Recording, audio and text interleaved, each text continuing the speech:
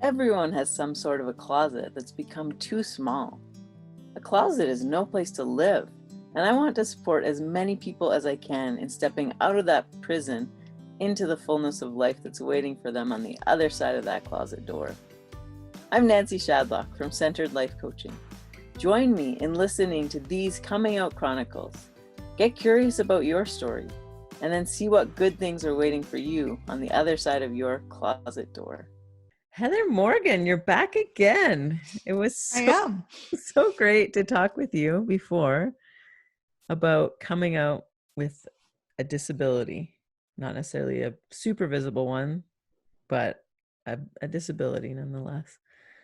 And you touched on something in your conversation that piqued my curiosity, and I would love to hear your thoughts on the connection of autism and queerness, and a little bit of your coming out story around that, if you're willing to share that with us. Sure, I'm happy to. So I'll start by saying I am self-diagnosed autistic, and I would call myself atypical autistic. So that's a kind of branch of autism that has a few different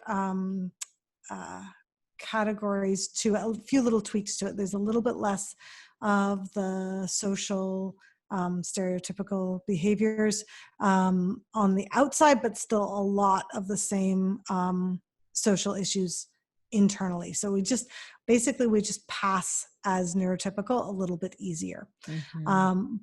But like so many adults in my generation, I'm 40, we weren't diagnosed with autism when we were kids. Nobody was looking out for it. If you weren't completely nonverbal all of the time with self-injurious, self-harming behaviors, you probably didn't get picked up on as autistic in the 80s and 90s. Like, it just wasn't on people's radar. And this is part of why we have such a seemingly higher rate of autism right now, is simply that people are finally getting diagnosed with autism at a much younger age. It's been here all along. And I don't think it's actually increased. I just think we've become more aware of it. I look in our family, on both sides of the family, and I won't out anyone, but there's a lot of autism in my family and in my husband's family. So it's definitely quite prevalent, but poorly diagnosed. And with the result that there's a lot of people wandering around who don't understand why life is so hard for them, why they just can't. There's that phrase again that we talked about last time, why we just can't manage to hold down a job, just can't manage a relationship, just can't fit in, why it's so hard to keep friends, like all of these things. And so for me, my autism diagnosis, self-diagnosis, came at the end of a series of diagnoses in our house. So my youngest got diagnosed with autism when she was 9. She probably had the most prevalent external symptoms, was probably the most like obviously autistic from the state of like what we would know typically. But because autism is so prevalent in our family, when I talked to my mother-in-law, when I talked to my mom about behavior issues, about like odd parenting quirks that I was seeing in my kids, what I kept getting is, oh, that's just like so-and-so. Oh, that's just like so-and-so. Oh, you just need to do this. That's just fine. You know, this kid's just like me. You just need to, make sure that you tell them when you wake them, when you put them to bed at night, what the next day is going to look like. And then when they get up in the morning, you just need to tell them again what the day is going to look like. And if anything needs to change in the plan for the day, you just need to take a few minutes and stop and explain to them what's going to happen, and then make a plan for how that's going to be okay. And then you can carry on with your day. Turns out these are all autism strategies. Mm. So I was parenting with a number of autism strategies, so many so that, in fact, when we finally got the diagnosis and we said to the doctor, so what can we do to help support? He said, well, do this, and rattled off this whole list. And we're like, yeah, we're doing all of that already. Thanks. But no thanks. Like, that hasn't helped us any. We went off, we found some other strategies. I teach parents about this as a coach now. I teach partners about this as a coach now, because sometimes we need them for our partners or for ourselves as well. So there are lots of strategies out there that are not well known, that can be dealt with. But once we figured out that that was what was going on for our daughter, a few years later, we figured out that that was probably what was going on with my partner. And then a few years after that, we figured out that was definitely what was going on for my eldest. And then a couple of years after that, my eldest came to me and showed me this post from Tumblr, which I was not on because I was not a teenager in the 2010s. And they said, Mom, read through this list of symptoms. I think this is you. And I read through it and I'm like, I think I checked off, 35 out of 40 on the list. I'm like, this is definitely me. This makes so much sense. So I now have all of that info on my website because I don't think it's known well enough. And I think a lot of moms of autistic kids probably fall into this category and don't understand themselves as autistic and therefore don't have the tools they need for themselves to be able to function well. And it really does affect so much of my daily life when I can say, wait a second, this is a transition. I don't like transitions. I don't do well with transitions. What are my transition strategies? Okay, I'm going to use my transition strategies. I'll be back. Give me 5 minutes. I now have tools that I can use, and I can notice when I'm getting ungrounded, and I can go off, use my strategies, and I can come back and I can be grounded and we can carry on with our day. And I don't have to have a meltdown, and I don't have to, come apart mentally at the seams, because now I have strategies for that to work.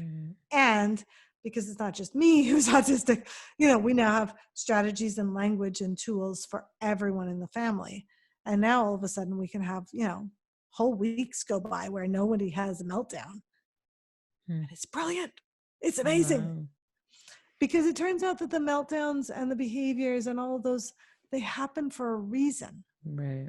And when we start exercising that compassionate curiosity, that asking that question, like, I wonder why, like, what would it take for you to feel so overwhelmed that you needed to hide under a table and rock and moan to yourself? You would have to be really afraid of something, right? Like, you might do that if you thought that there was an earthquake happening. You might have done that, during World War II and in London when the bombs were falling from the sky, and you couldn't get to your Anderson shelter in time. You were supposed to take cover under a table. And they had these really solid tables that they sold at the time that were meant to be able to hold the debris off of you for long enough for rescuers to be able to come in and find you. That's why you hide under a table. You hide under a table because you think your very life is going to be threatened. So if that's the reason for the behavior, yelling at someone, forcing someone to come out, dragging someone kicking and screaming out from under the table, that's not going to fix the problem. Right. That's just going to make it worse. That's going to make it more intense. But if instead you start asking, well, I wonder why. What was happening just before that? Well, in this particular example that I'm using, we were talking about an unjust situation. We were talking about the fact that white women in Canada only got the vote in 1921 in most of Canada, and that Black and Indigenous women in Canada didn't get the vote until much later than that. And that there were countries in the world where women didn't get the vote until the 60s and even into the 70s. And my daughter, who is very, very, very sensitive to injustice, felt so deeply and so empathetically the emotional cost of women not having a right to vote, of living in a world where that was possible, that made her so afraid for her well-being that she had to hide under the table. Well, that's going to change my response. Now, all of a sudden, I'm not going to yell at her. I'm not going to pull her, drag her out from under the table. Now I'm going to get under the table with her. I'm going to sit beside her. I might hold her if that's comfortable for her. I might just sit beside her and breathe beside her for a little bit. And after a while, once she knows that I'm there, once she knows I'm in the thick of it with her, I might tell her that I know that it's scary. It's scary to think of a world where your voice might be silenced, where you might not have the right to speak, where you might not have the right to have a say in what happens in the world you live in. That's scary. Let me sit with you in that for a little while. And I can't necessarily fix it, but I can join her in the middle of that. And as I join her in the middle of that, then she can know that she's not alone. That even if the great, big, huge world out there doesn't know it, that in here, in this house, in this space, at this table, she is safe and she is known and she is precious and valued. And from that, we can start to build a relationship that makes her feel safe and known and precious outside of the table. So she gets to the point where she can just come to me and say, Mom, I'm scared. Mom, I just read about something bad that happened in the world. I don't know what to do about it. So much so that that same child, we just finished rewriting the grade 10 history curriculum for her. Because with COVID, everything was online, and the way that it was written, it didn't work for her autism. It wasn't communicated clearly enough. And I said to the teacher, look, I have a history degree. I am willing to put in the work to rewrite this material so that she can understand it if you're willing to give her a mark at the end of the semester. And the teacher, God bless her, said yes. And then it was spring of 2020, and I got to have all sorts of fun putting all sorts of anti-racist, full disclosure Indigenous studies in Black studies and immigration studies into her 20th century Canadian history course. So we had fun, but we talked about so many unjust situations. And when I compare the 16-year-old that I went through that with to the 9-year-old that was hiding under the table, it boggles my mind to see the progress, because she now feels safe enough that we can have genuine conversations about racism and about anti-Black immigration policies and anti-Asian immigration policies in Canada, in talk about the legacy of Indigenous schools and segregated schools, which weren't closed until the residential schools and the segregated schools, the last schools were closed in the 1980s and 90s. And we could have a conversation about Mummy being her age when the last schools were closed. And we could have that conversation, and she didn't fold up into a ball because she knew she was safe, and she knew she had a voice, and she knew there were things she could do. And so we then went and did things. And we then went and showed up and wrote blog posts and created content and started to have a voice about how we wanted the world to be different than it was right now. And that sensitivity can now be her superpower rather than a liability. Exactly. Now she wants to go off and study anthropology and see how she can change the world if she understands us as humans and how we work and how we think and how you create social change and how you create cohesive, connected cultures that feel safe and known and precious within themselves, and so don't have to be aggressive and violent in their pursuit of their own safety. They can be welcoming and places of inclusion and belonging instead. Amazing. And I don't remember what the question was, and I'm probably way off now, but that was interesting, right? I know. I was just thinking, this is the coming out chronicles. How do we get back to what we were coming out about? There was Sorry, another aspect Nancy. of the coming out that you were going to Yeah. share too. Yeah. So that was all of that was the autism piece. That was understanding like, what is autism? How does that work? And how can it be something that, like, coming out as autistic can become this story of hope and possibility and next steps, which is what Right. you like to Yeah. ask on your podcast. But then the other side of it was like, how does autism and queer identity fit together? Mm. And I don't have a lot of like detailed stats because they don't really exist, but I have a lot of just sort of experience with there being this significant overlap between autism and queer identities, and particularly autism and trans identities, especially trans identities that fall outside of the binary. So my eldest is trans and autistic, and I don't think they have brought home any trans friend in the last 5 years who wasn't also somewhere on the autism spectrum. Wow. Now, obviously, that's a subset.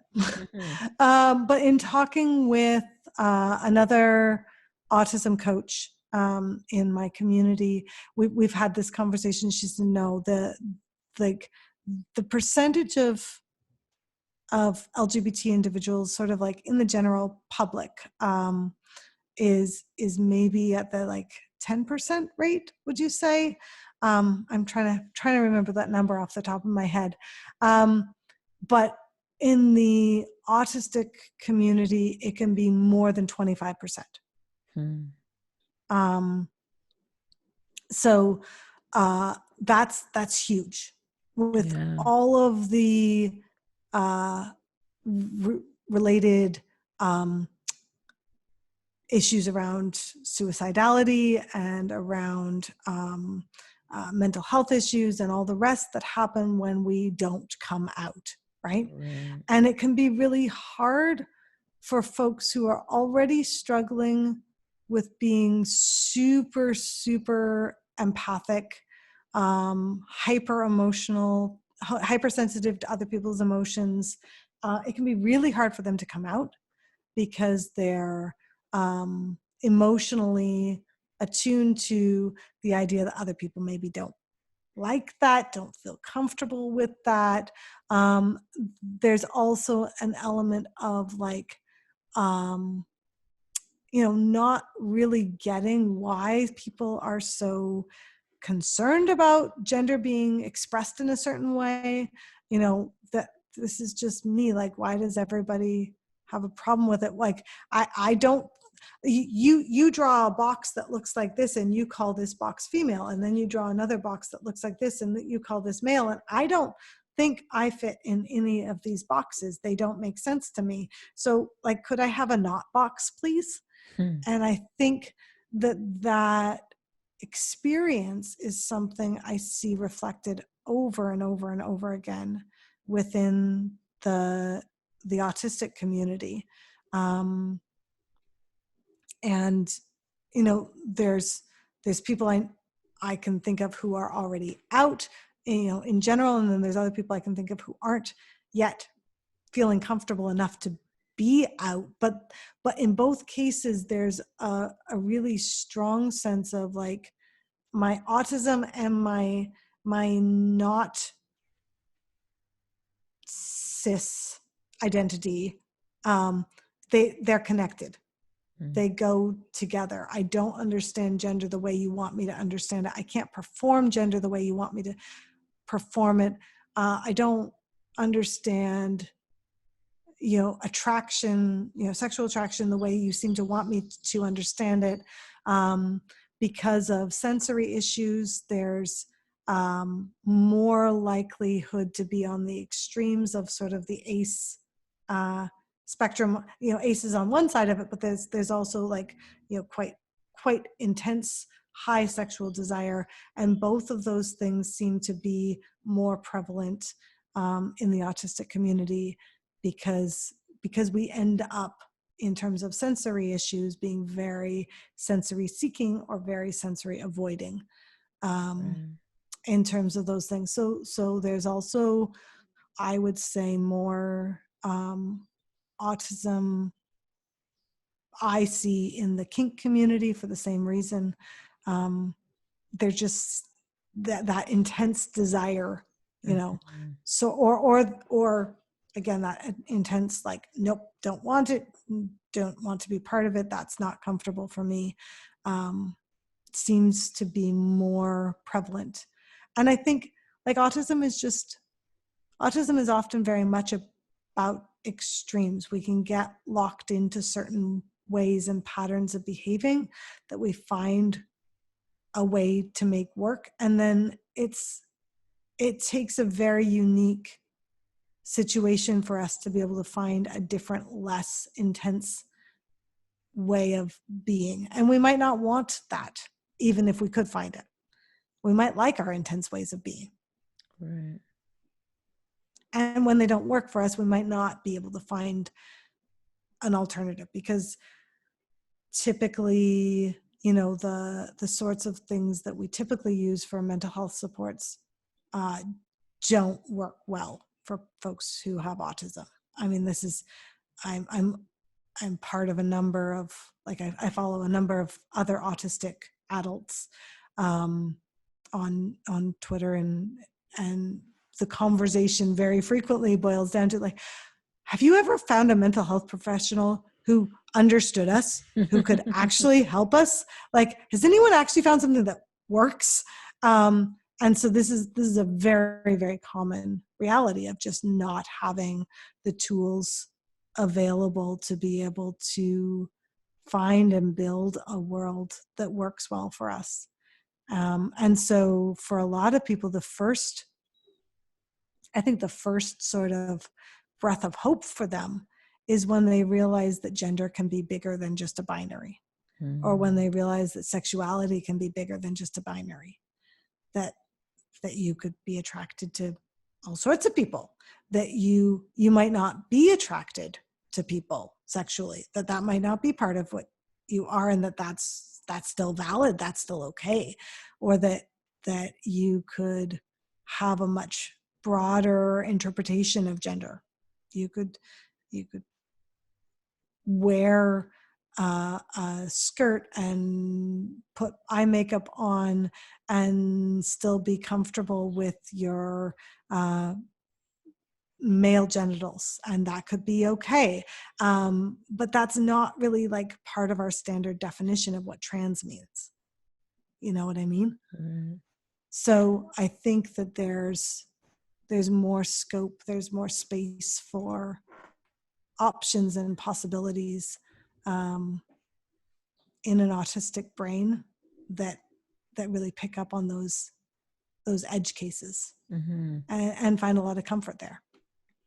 Yeah, I see what you're saying about, like, the norm for an autistic kid is so much bigger than any box that we've drawn.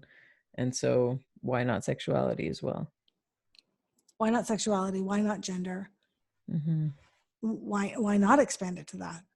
And one of the things that I notice in general about folks with autism is that they tend to be very good at making connections between otherwise very disparate subjects. And that's one of their superpowers. That's one of our superpowers.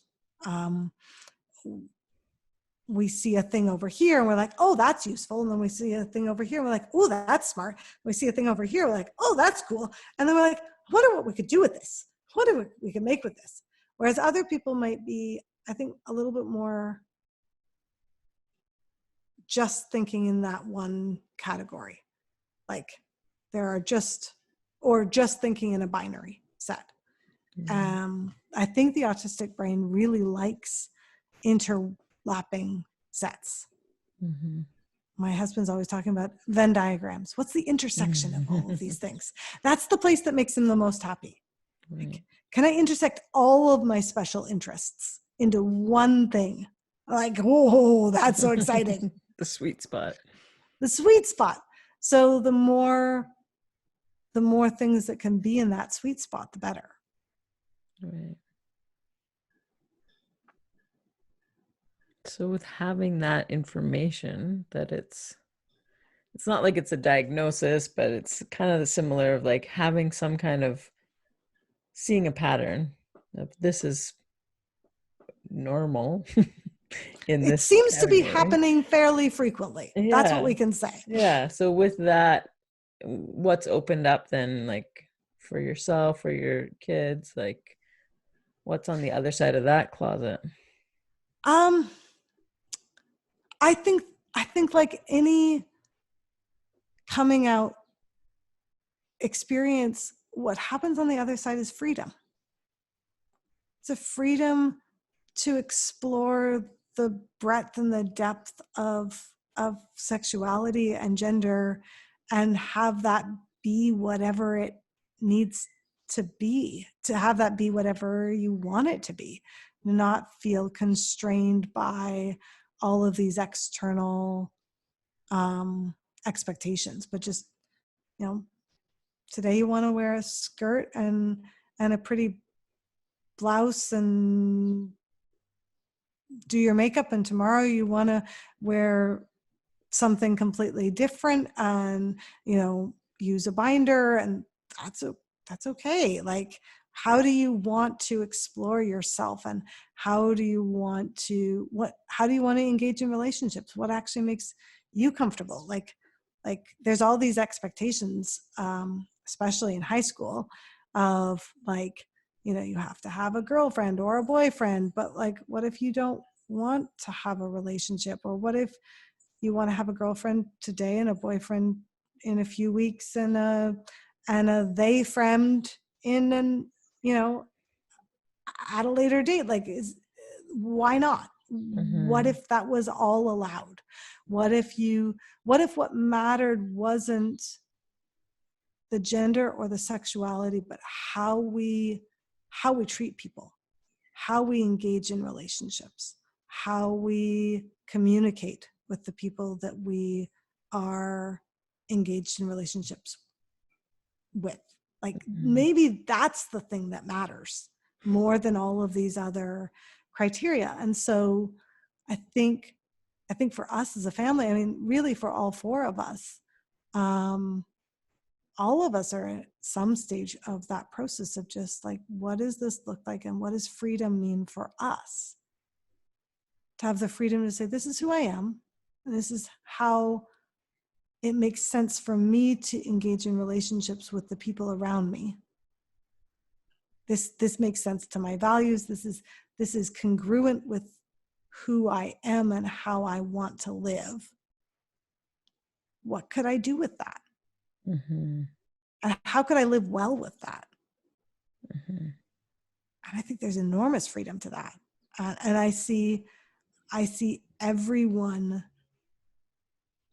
more grounded as a result of that experience. I see everyone in the family treating the people around them better because they feel free to be honest about who they are. And because they're not trying to pretend that they're somebody that they're not, all of a sudden they're engaging in their relationships much more healthily, with much less anxiety, much less angst, much less dissociation, you Much know, like, less, I should just do this. exactly. And much more, this is me. I'm here. I know who I am, and I'm comfortable with who I am, and I can show up fully as myself to this relationship. And I can invite you to also show up fully as yourself to this relationship. And it's okay if you're different than me. It's okay if you have a different perspective than me. It's okay if you have a different identity than me. That's okay. What can we make of this relationship between a real me, and a real you? And how can that be healthy for both of us? Right. And I don't think that that's a question that most people are getting all the way to, but I think that's the possibility. Mm-hmm. Well, it's been incredible to watch you and your family do that in so many areas. Like, to be a deeply theological person, active in a Christian church, and come out as a mixed orientation marriage and Mm-hmm. come out as autistic at what, 37 years of age. And Yep. Yep. it's like all these different ways that you've just let yourself be, really own who you are and create more freedom for yourself, and then also create more freedom for all those around you. Like, it's so Yeah. beautiful. Yeah. It has been so powerfully freeing. That I don't recognize myself from 5 years ago. I am so much healthier person than I was 5 years ago. My relationships with my kids and my partner are so much deeper and stronger and more beautiful than they were 5 years ago. And yeah, we are ridiculously blessed in the community that we happen to be a part of when all of that happened. Because our church community did love and support us through all of that. Disabilities and autism and queerness, all of it has been supported and loved on. And when I called up my pastor a couple weeks ago and said, so you know how just before I came out, I had talked to you about like wanting to get ordained and go into ministry and stuff. And then I was like, well, I probably can't do that now because our denomination isn't affirming.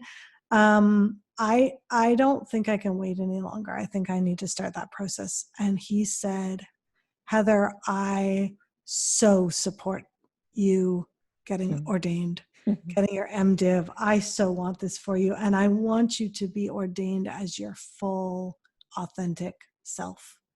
So here's what I am going to suggest. I'm going to suggest you start your MDiv and we work out where we need to be so that you can be ordained fully as yourself without having to hide any of you. And it was the most beautiful gift he could have given me. To be seen and loved like that. Yeah. And he said, like, not just you up there, but you and Trevor, you together as a couple, what you have together as a couple is so unique. And all of who you are needs to be recognized and needs to be ordained for ministry, because all of who you are is what you bring to the ministry that you offer our community and our wider city and you know, your connections virtually beyond that. Wow. Yeah. Yeah. So I am one very, very fortunate woman. I know that. And I wish that that was everyone's story. Yeah. But sometimes it can help to hear that it's someone's story. Yeah. And as you live that out now, you will be an emblem for others to see, and others that aren't necessarily living the same story, but are like oppressing that story or different things, like to see it and be like, oh, there's another way possible. Maybe I need to look at this again and open up more ways for people. That's the hope. That's the hope, because the reality is, like, I don't know how theologically connected most of your listeners are, and won't assume very much there, but within the Christian tradition there is this idea, the words of Jesus, when he's asked, like, what does it mean to be a good person? How do you achieve that? And Jesus says, to love the Lord your God with all your heart, your soul, your mind, and your strength, and to love your neighbor as yourself. And that, in most of the Christian church, that is considered the essence, the heart of the gospel. I understand it is not lived out very well in a lot of places. So I am not, you know, nobody's in trouble if they're like not on board with that. That's fine. For me, I look at that and I say, heart, soul, mind, and strength. Our strength is our bodies. Our hearts are our emotions. Our souls are our spirits, our connection to nature, to the spiritual world, to breath, to life, however you understand that. And then our minds are, that's easy, our minds. If we cut ourselves off from our bodies, Right. whether it's our queer bodies or our disabled bodies. If we cut ourselves off from our minds, whether it's our neurotypical minds or our autistic minds, whoever we are, if we cut ourselves off from our emotions and say our emotions aren't important, we'll just shove those in a corner and make them follow some arbitrary list of rules, that doesn't work. If we cut ourselves off from our spirit, from relationships with each other, that doesn't work, right? We become like a three-legged table or a two-legged table or a one-legged table or a no-legged table. Like, how is that helpful? So whether this is your tradition or not, like maybe you can start to see like there's this idea of wholeness. And I think it's an idea that's found in a lot of traditions. It's found in Eastern traditions and Western traditions and religious traditions and spiritual traditions. Like, you don't have to be a Christian for this idea of wholeness to be something that you want. And I think we can't get there until we get honest about each of these areas of our lives. Our emotions, they're telling us something. That call of your spirit to, go out into the wilderness for a few weeks every summer, or to sit down by a babbling brook and just like, oh, you can breathe in that space. Like, that's the call of your spirit, whoever you are, wherever you're at. Your mind, the way that your mind works and processes, whether it's, whether you're a visual learner or an auditory learner, whether you're autistic or have ADHD or you're neurotypical, like however that is wired for you. Maybe you've experienced trauma and your brain is wired differently because of that. All of those, that reality, the reality of your disabled or able-bodied body, the messages that your body is giving you about your sexuality and your gender, all of those things, that's what makes up the completeness of our wholeness. And until we can be whole, until we can get honest about all of those things, we can't get to that freedom that we yearn for. And that's what all of us, I think, are after at some level, right? Is for all of those things to be working in harmony with one another, for all of those intersecting circles to come together, to find that space in the center of those four circles that is truly us at our best. And that's what I long for everyone I work with. I don't care what faith tradition they're from. That's not relevant to me. That's not the point. But I do care that they find wholeness and freedom, that they find a way of living and breathing and being that is true to themselves. And you can't do that if you're still in the closet. Yeah. That's exactly why I'm doing this. Like, I want everyone to get to the true essence of who they are and celebrate all the aspects of them. Like, see the beauty and the perfection in their imperfection, with air quotes. Right. Like, yeah, exactly. And to see how we're all connected. Like, we are all one, and we all have similar things going on in our lives. They just may have a different flavor or a different chapter, but we're all on this journey together. Yeah. And I think in getting honest about ourselves and who we are as individuals, like for real, not just like who we think we're supposed to be or the messages we got passed down from other people, but like the real true essence of us. When we do that, we get grounded in this way that allows us to let other people be different from us. You can have a different story, and Right. I don't have to feel threatened by that. Because I know who I am. It's not like I'm grasping and trying to figure out like, who am I? And like, maybe I have to mirror this person, or maybe I have to mirror that person, or maybe this is the way I have to be. No, once I realize I can get to be me, then also you get to be you. And it gets to be different, and that's okay. Because I can be like, oh, wow, I see you living authentically as yourself. I see that this is not a conflict for you. I see that there's joy and there's grace and there's love and there's creativity that flows out of the life that you're living. And I'm like, cool, I want to get to know that person. Not I have to control that person or push that person away or become like that person. Like, I don't need to Mm-hmm. do any of those maladaptive responses anymore. Mm-hmm. I just get to be honestly me and let you be honestly you. And then there's like this beautiful opportunity for friendship and synergy and growth and challenge, and all sorts of cool things can come out of that, right? Mm-hmm. What's coming up for me is I can think about, it might be kind of weird for me to be interviewing another Canadian queer life coach on my channel. And like, this is here for me to get more people to listen and more people to come and work with me. But it's not like, there is a huge world, and there's people that are listening that are particularly drawn to your particularities. And I can already think of a couple of people I'm going to send this to and be like, you need to listen to this because she's your girl. And I like, that doesn't diminish the people that are going to come and work with me or the people that I'm here to help. Like, there's so many Exactly. people to help, and why not celebrate all of us and all the beautiful ways that we're doing that. Yeah. Yeah. Because working with the right person for you, oh my goodness, it makes such a difference. Yeah. And working with the right client for you, that also makes such a difference, right? Totally. Be like, I don't know about autism. Yeah. I'm not sure what to tell you about that. That would be weird, right? Yeah.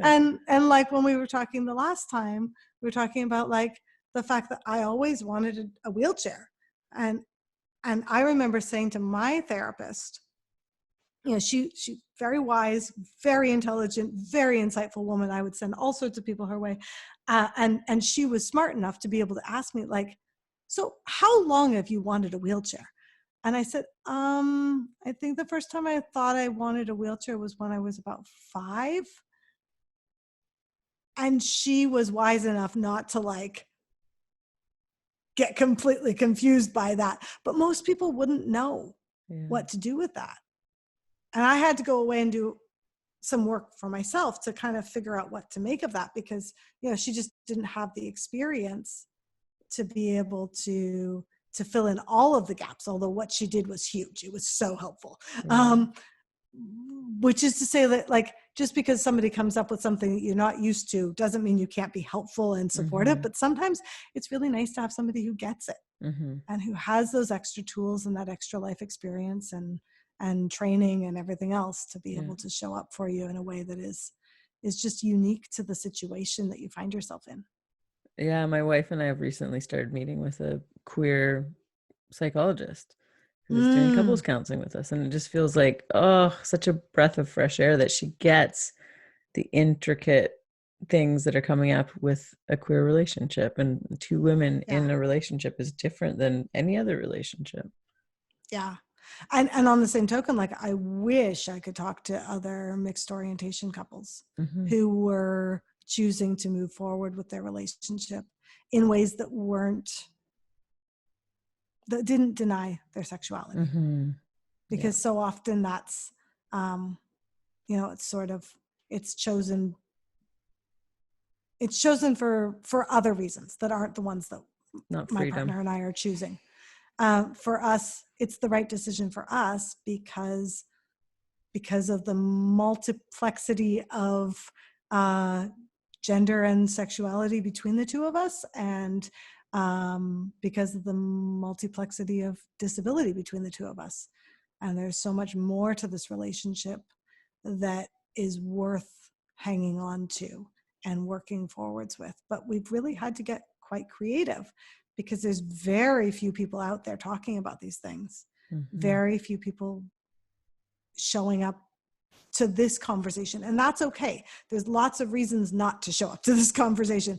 Again, not trying to suggest that anybody else needs to do this, but I think there is a space for us to do that. Mm-hmm. So And as you show up, you're going to open up that space more and more. So yeah, thank you for that's the showing hope. up here today and sharing with us. Thank you so much for having me. So if people heard something in this and want to connect with you, where do they find you? Especially that list. That list sounds so helpful of how to even know if you might be autistic. Yeah, the atypical autism list for sure. So if you go to www.poweredbylove.ca, that's powered with an ed at the end, and look on my blog. If you type in atypical autistic on the blog, you'll be able to find that, or you can always just shoot me a message through the contact me link, and I would be more than happy to dig that out for you and send it on. Yeah. Awesome. I'll put it in the show notes too. Thanks. Awesome. Thanks for being here. Thanks so much for having me. Thanks for listening to the Coming Out Chronicles. If you enjoyed it, give it a like. And if you think it would be helpful for someone else, please share it with them. If you'd like to connect with me, reach out on social. I'd love to support you on the next chapter of your coming out story. Until next time, this is Nancy Shadlock from Centered Life Coaching.